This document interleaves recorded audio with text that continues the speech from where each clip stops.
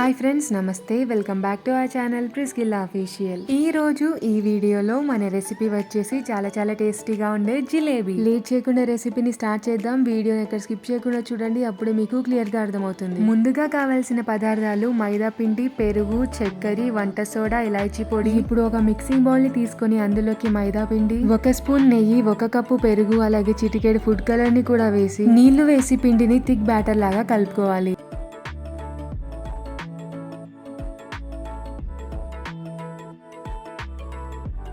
చూడండి, ఇలా మంచిగా కలుపుకున్న తర్వాత ఇప్పుడు చక్కెర పాకం కోసం స్టవ్ ఆన్ చేసి ఒక గిన్నెను పెట్టి తగినన్ని నీళ్లు పోసుకొని రుచికి సరిపడా చక్కెరని వేసి ఒకసారి బాగా కలుపుకోవాలి. మంచిగా కలుపుకున్న తర్వాత ఇప్పుడు ఇందులోకి చిటికెడు ఫుడ్ కలర్, అలాగే 1 స్పూన్ వరకు ఇలాచీ పొడిని వేసి మరోసారి బాగా కలుపుకోవాలి. పాకం కన్సిస్టెన్సీ అనేది తీగ పాకం లాగా రావాలి. అప్పటి వరకు బాగా మరిగించండి.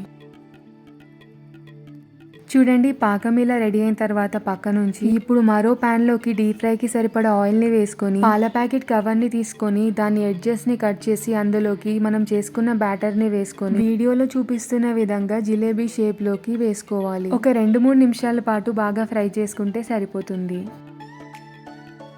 చూడండి, ఇలా బాగా ఫ్రై అయిన తర్వాత ఇది వేడిగా ఉన్నప్పుడే వెంటనే చక్కెర పాకంలోకి వేసేసుకొని ఒక 5 నిమిషాల పాటు ఉంచి తీసేసుకోవడమే.